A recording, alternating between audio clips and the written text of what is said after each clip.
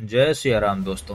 कहते हैं जब जब धरती पे पाप बढ़ा है तब तब भगवान विष्णु ने अवतार लिया है और दुष्टों का नाश किया है। भगवान विष्णु के कुल 9 अवतार अभी तक धरती पे अवतरित हो चुके हैं। हिंदू पुराणों और धर्म ग्रंथों के अनुसार भगवान विष्णु का 10वां अवतार कल्कि के रूप में अवतरित होगा। वहीं कलयुग में कल्कि अवतार की प्रतीक्षा में आज भी 8 चिरंजीवी महापुरुष जी रहे हैं। आज हम आपको बताएंगे वो 8 चिरंजीवी कलयुग में कल्कि से कब और कहां मिलेंगे। लेकिन उससे पहले इस वीडियो को लाइक, सब्सक्राइब और शेयर जरूर करें, जिससे हमें मोटिवेशन मिलती रहे, और इस वीडियो को अंत तक जरूर देखें।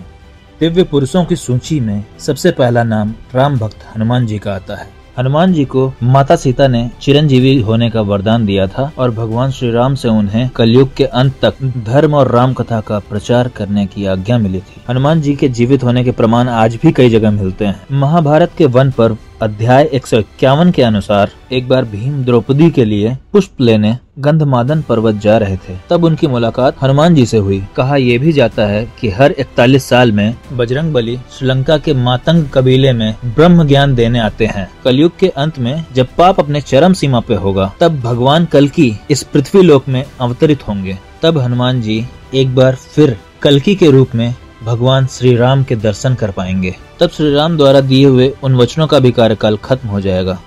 परशुराम चिरंजीवी महापुरुषों की लिस्ट में दूसरा नाम परशुराम जी का आता है। परशुराम जी भगवान विष्णु के 6ठे अवतार हैं और चिरंजीवी होने के चलते उनके भी प्रमाण महाभारत में दिखाई दिए थे। आपको बता दें, परशुराम भीष्म, कर्ण और गुरु द्रोणाचार्य के भी गुरु थे। पौराणिक कथाओं के मुताबिक कलयुग में भगवान कल्कि के गुरु भी परशुराम ही होंगे। महाभारत काल में भी उनका निवास स्थान महेंद्रगिरी पर्वत ही था और कलयुग में भी वह इसी पर्वत पे तपस्या में लीन होंगे और वो भगवान कल्कि की प्रतीक्षा कर रहे होंगे।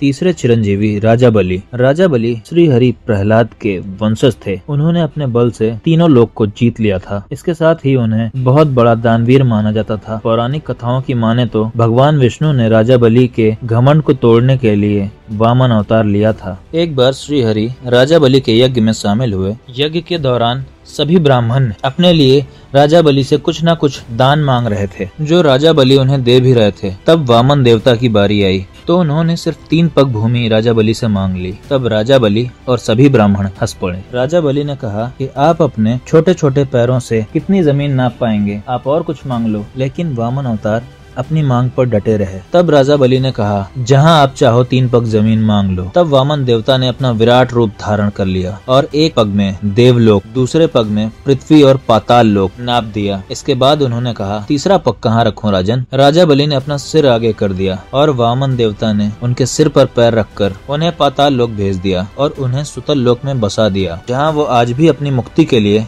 कल्कि अवतार की प्रतीक्षा कर रहे हैं। विभीषण।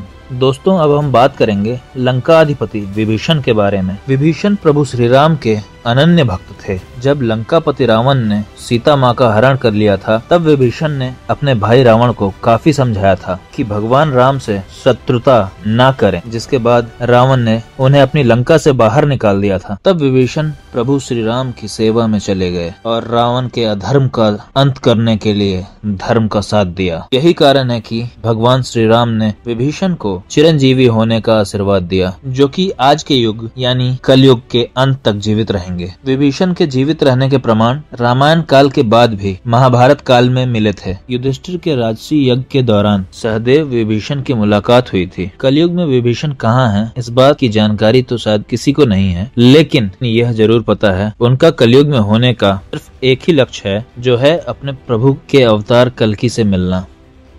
अश्वत्थामा।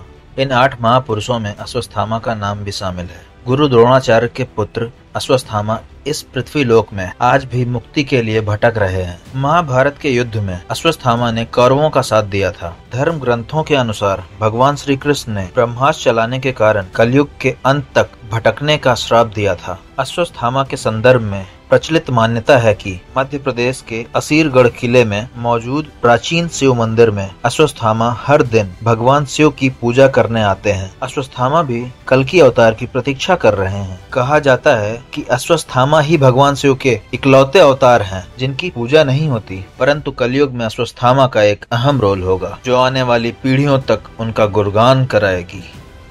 महर्षि व्यास को ही वेद व्यास के नाम से जाना जाता है, क्योंकि उन्होंने ही चारों वेद, महाभारत, 18 पुराण और भगवत गीता लिखी थी। महर्षि व्यास ने भगवान कल्कि के जन्म से पहले उनके अवतार के बारे में ग्रंथों में लिख दिया था। महर्षि व्यास बहुत बड़े ऋषि होने के कारण आज भी भगवान कल्कि के दर्शन के लिए तपस्या में लीन होकर इंतजार कर रहे हैं।